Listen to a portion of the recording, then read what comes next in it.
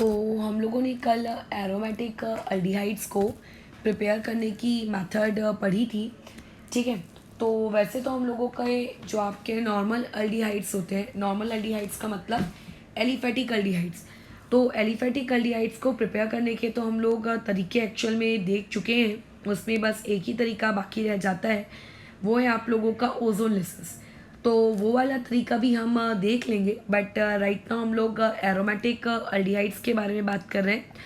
And ये जो आप लोगों के एरोमेटिक अल्डिहाइड्स हैं, इनको बनाने का एक तरीका कल हम लोगों ने देखा है। कौन सा तरीके के बारे में मैं बातचीत कर रही हूँ, होप सो तुम्हें समझ में आ गया होगा। वो था आप लोगों का इटार्ड रिएक्शन। ठीक है, कल हम लोगों ने अगर कोई सी चीज़ देखी थी तो कौन सा देखा था, इटार्ड रिएक्शन। और एक देखा था तो जो मिलता जुलता था तुम लोगों के इटार्ड रिएक्शन के जैसा, बट इसका ये मतलब नहीं है कि वो इटार्ड रिएक्शन ही था। ठीक है, CrO3 को उसमें हम लोग क्या करते थे, यूज़ करते थे करके। ठीक है, तो देखो अभी जो मेथड मैं यूज़ करने वाली हूँ आपके एरोमेटिक अल्डिहाइड को बनाने के लिए, ये आपकी एक सेकेंड मेथड है। ठीक है, फर्स्ट मेथड हम लोग डिस्कस कर चुके हैं। अभी आप लोगों के पास कौन सी वाली मेथड आएगी करके सेकेंड मेथड आएगी। This second method is known as by side chain chlorination.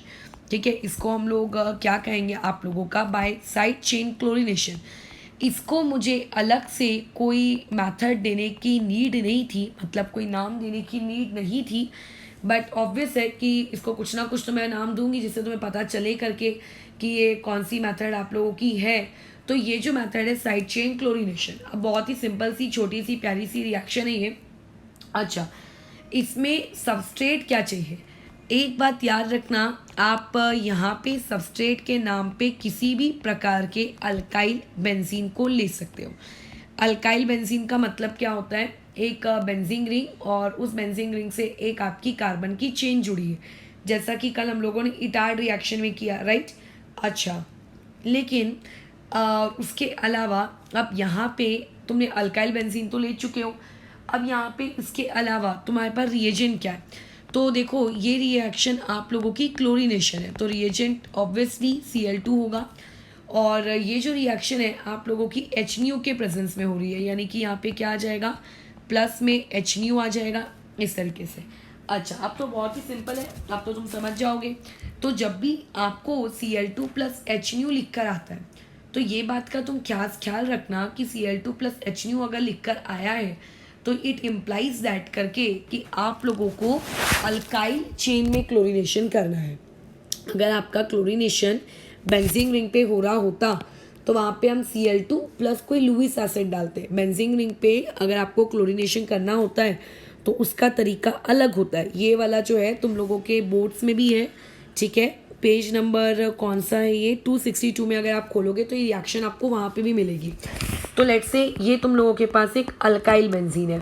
अब अल्काइल बेंजीन के नाम पे मैं कुछ भी ले सकती हूँ, बट सबसे सिंपलेस्ट हम लोग उठाते हैं। लेट्स से हम लोगों ने टॉलिन लिया है, ये हो गया। इसमें अगर तुम Cl2 और HNO डालोगे तो एक बात का बस यहाँ पे ध्यान रखना है कि ये पे यहाँ पे जो ये आप लोगों का Cl2 और HNO है, ये आप लोगों का अल्काइल वाले ग्रुप में जाके क्लोरीनेशन करता है। ये कभी भी आप लोगों की बेंजीन रिंग पे क्लोरीनेशन नहीं करता। Cl2 प्लस आपका AlCl3, ये वाले लोग आपकी बेंजीन रिंग पे क्लोरीनेशन करते हैं। तो यहाँ पे क्या होगा, जो तुम्हारे पास एक H है वो एक H चला जाएगा, और एक H चले जाने के बाद वहाँ पे आ जाएगा CH2Cl करके। इसको हम लोग फिर से एक और बार क्लोरीनेट करवाते हैं। ठीक है, क्यों मैं इसको एक बार क्लोरीनेट करवा रही हूँ फिर से, इसका रीज़न तुम्हें एंडिंग में पता चलेगा।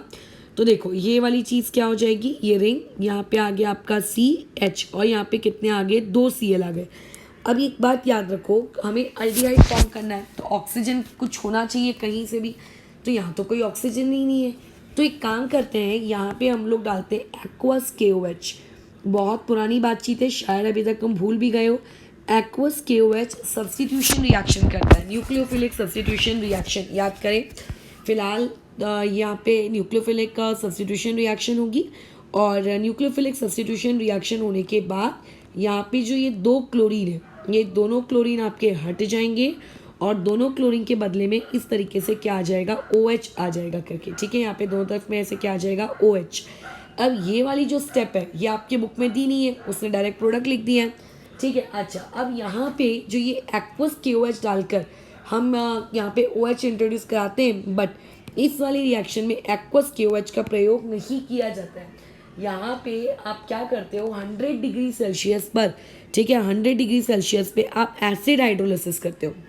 ठीक है, एसिड हाइड्रोलिसिस मतलब H+ ऑब्लिक में H2O, और 100 डिग्री सेल्सियस पे आप लोगों की ये रिएक्शन होती है, तो जाके आपको ये प्रोडक्ट मिलता है। अब अगेन एक और छोटी सी इंफॉर्मेशन, एक कार्बन पे दो OH स्टेबल नहीं होते, तो आप लोगों का क्या होगा कि ये वाला जो OH है और यहाँ से जो ये H है ये रिमूव हो जाएगा, यानी कि यहाँ से क्या एलिमिनेट होगा, आपका वाटर का मॉलिक्यूल एलिमिनेट होगा, और वाटर का मॉलिक्यूल एलिमिनेट होने के बाद ये रही आप लोगों की बेंजीन रिंग, यहाँ पे रहा कार्बन, उस कार्बन के साथ एक हाइड्रोजन, और यहाँ पे आ जाएगा इस तरीके से डबल बॉन्ड O।